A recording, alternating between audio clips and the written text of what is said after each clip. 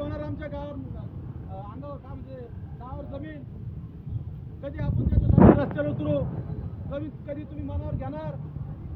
मित्रांनो, पिणं खाणं हे रोजचं आहे. बाबासाहेब म्हणतात अगर खाने पीने के लिए जन्म लिया तो आज ही मर जाओ. मान सन्मान हक अधिकार के लिए आदमी संघर्ष करता है, जानवर नाही. याची थोडी कल्पना झाला. या महापुरुषांनी योगदान दिलंय. मग ते शिवाजी महाराज असतील, बाबासाहेब असतील, शाहू महाराज असतील, अण्णाभाऊ असतील, यांचं योगदान जाणा. रस्त्यावर या, रस्त्यावरची लढाई लढा. येणारा काळ खूप कठीण आहे मित्र. आपल्याला यासाठी भांडणं आहे. आपले हक्क अधिकार आपल्याला पदरात पाडून घेणं आहे. भारतीय संविधानामधून एक एक कलम ते नष्ट करण्याचं काम करू लागले. हे मोठे मोठे लोक जे 119 कुटुंब आहे, पाटील, हे सगळं निजामी सरकार, ते निजामी त्या काळात नाही, निजामी आज बी ते निजामीच चालू लागले.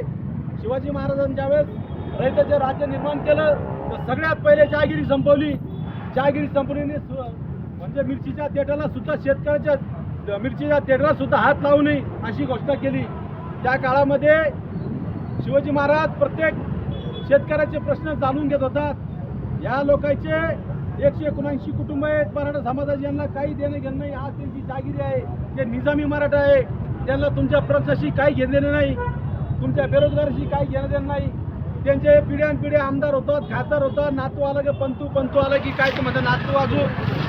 आपले प्रश्न प्रलंबित आहे. आपल्याला जगणं आहे. आपल्याला रस्त्यावर पोट तिरकीने सांगतो मित्रांनो, आपल्याला भारतीय क्रांती दलाच्या माध्यमातून या औरंगाबाद शहरात नाही तर संपूर्ण राज्यात आणि महाराष्ट्रात हा लढा उभा करणं आहे. आणि या लढ्याच्या माध्यमातून आपले जे वंचितचे जे प्रश्न आहे ते आपल्या पदरात पाडून घेणार मित्रांनो. त्यासाठी तुम्हाला कळकळीची विनंती आहे. ज्यावेळेस मी एखादं आंदोलन पुकारलं तर पूर्ण ताकदीनिशी तुम्ही हजर झाले पाहिजे. आणि आंदोलन करत असताना थोडी जाण ठेवली पाहिजे की आपण रस्त्यावरून आपण आपल्या येणाऱ्या पिढीसाठी लढतोय, स्वतःसाठी लढत नाही. येणाऱ्या काळात तुमचा मुलगा तुम्हाला विचारेल, पप्पा ज्यावेळेस आंदोलनाचे चालू होते तर तुम्ही कुठं होते, तुम्ही काय करत होते? तर त्यांनी म्हणलं पाहिजे मी दारू पिऊन पडेल होतो. असं झालं नाही पाहिजे मित्र हो. त्यासाठी मी माझ्यासाठी नाही भांडत, मी तुमच्यासाठी भांडतोय. मला देवानं काही कमी केलेली नाही. मी आजही सुखात खाऊ शकतो, परंतु हे लढा मी सर्वसामान्यांसाठी लढा उभारलाय. त्यासाठी तुम्ही सर्वांनी मला ताकदीने साथ द्या. आणि आपला हा जो प्रश्न आहे SC आरक्षणाचा, सगळं विलासराव देशमुख मरून गेला हरामखोर. त्या विलासरावने सगळं खाजगीकरण केलं. त्यांनी खाजगीकरण केलं म्हणजे सगळे बेरोजगार केले, म्हणजे सगळे खाजगी क्षेत्रात कंपनी मागायला गेलो तरी काय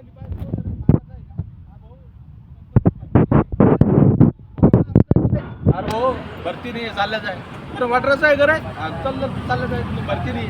पाटील आलं का घेऊन जाय, बामण आलं का घेऊन जाय. अरे तुम्ही समजून कसं तुम्हाला आपली काय परिस्थिती आहे आज येतात का? आता आपला पुढचा लढा राहणार आहे मित्रांनो. यांच्या हजार 1.5 एकर जमिनी यांच्या जमिनीचा सुद्धा शासकीय मोजणी झाली पाहिजे. हे बेरोजगारच्या जमिनी काढून घेऊ लागलेत आणि यांच्या जमिनी याला अदानी अंबानीला 50 पैशाच्या लीजवर देऊ लागलेत. तुम्ही झोपीत आहोत का? शेतकऱ्याला मारून कुठून काढून देऊ लागलेत. कधी आपण जागा होणार? कधी आपण लढणार? कधी आपले प्रश्न हात मांडणार?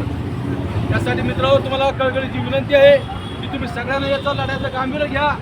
आपले कामं चालत राहतील, आपले कामं थांबणार नाही. शैलेंद्र मिसाळ तुम्हाला सगळ्याला ग्वाही देतो. तुम्हाला शब्द द्यायला ते पूर्ण करून दाखवेल. परंतु अगर तुम्ही फक्त कामाचं बघत असाल, स्वतःचा विचार करत असाल, तुम्हाला माझी विनंती आहे मित्रांनो, आपल्याला संघटन खूप मजबूत करायचं आहे आणि आपल्या संघटनेने पुढे न्यायचं आहे. मी माझ्यासाठी भांडत नाही, येणाऱ्या पिढीसाठी भांडतोय. आणि माझं काही उकलं चुकलं असेल, कोणाला राग आला असेल तर माफी मागतो. जय भीम, जय भारत. शैलेंद्र भाई तुम आगे बढ़ो, हम तुम्हारे साथ हैं. शैलेंद्र भाई तुम आगे बढ़ो, हम तुम्हारे साथ हैं.